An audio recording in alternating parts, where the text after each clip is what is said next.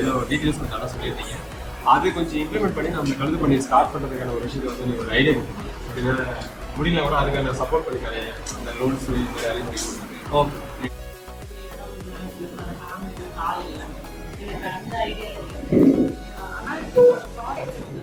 Value addition செஞ்சு எங்க marketing எப்படி மார்க்கெட்டிங் பண்ணி எப்படி நம்ம சேல்ஸ் பண்ணுறது அப்படிங்கிறது ரா மெட்டீரியல் எங்கே அந்த வேல்யூ அடிஷன் எப்படி பண்ணணும் அதை எப்படி சேல்ஸ் பண்ணுறது ஆன்லைனில் அப்படிங்கிறது தான் என்னோட.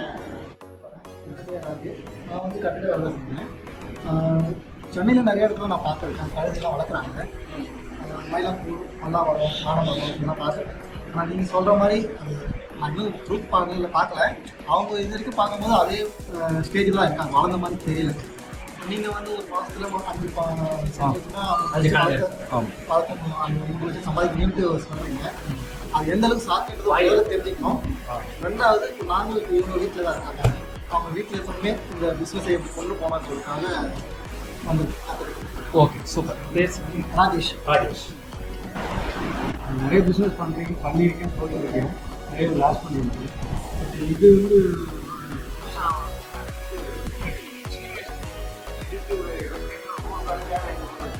அப்போல்லாம் நம்ம வந்து அவேர்னஸ் இல்லை.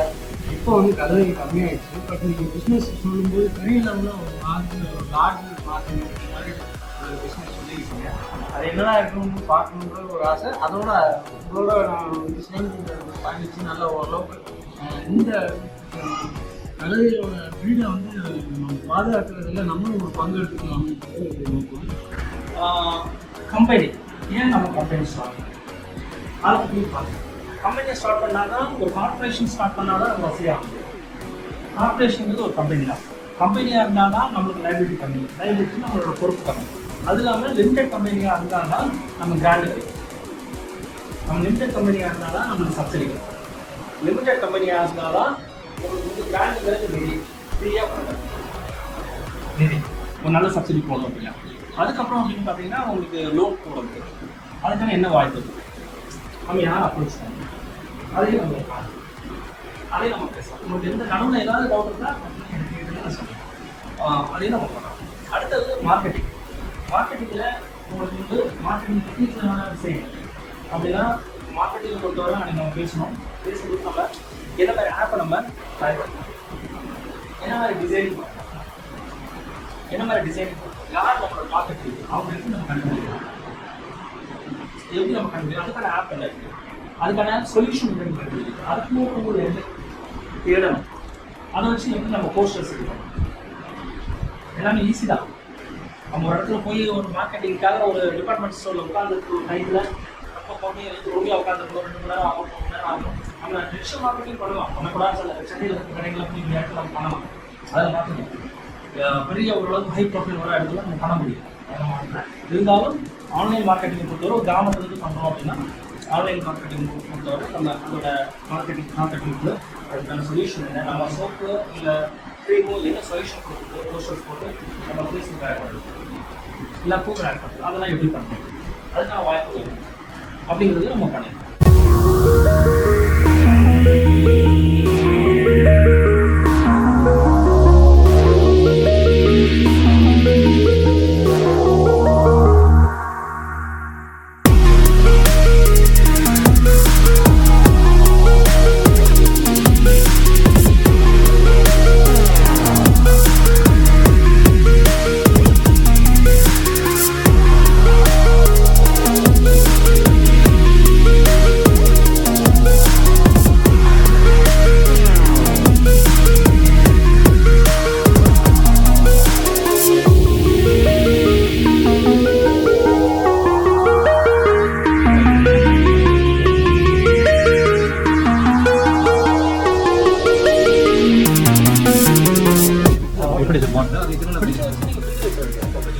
டேஸ்ட் வேறு மாதிரி இருக்கும். ஆமாம் சார், நீங்கள் இப்போ ஃப்ரிட்ஜில் வச்சுட்டு எடுத்துகிட்டு நல்லா ஷேக் பண்ணி குடிச்சா வேண்டியதான்.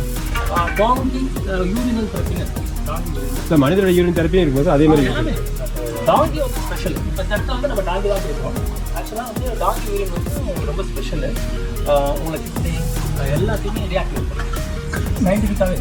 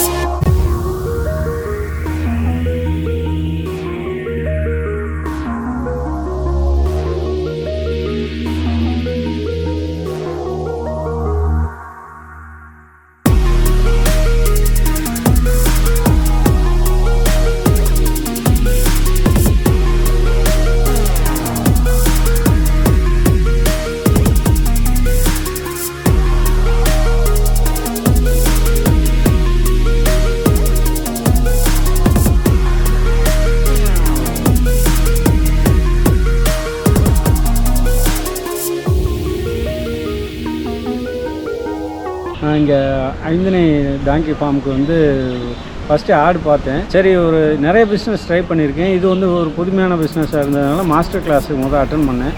ஒரு 4 days கிளாஸ் அட்டன் பண்ணேன்.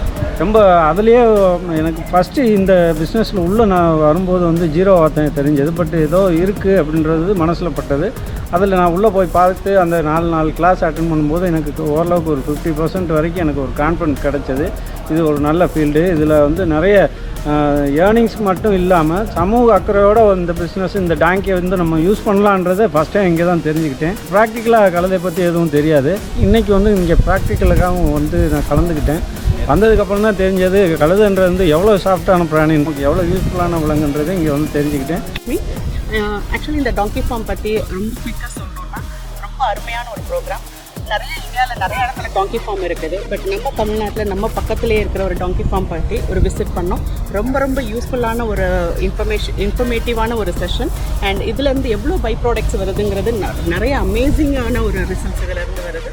ஸோ நீங்கள் எல்லாருமே இந்த ஒரு ப்ரோக்ராம் பார்ட்டிசிபேட் பண்ணுங்கள். உங்களோட பிஸ்னஸை நல்லா வளர்த்துக்கோங்க.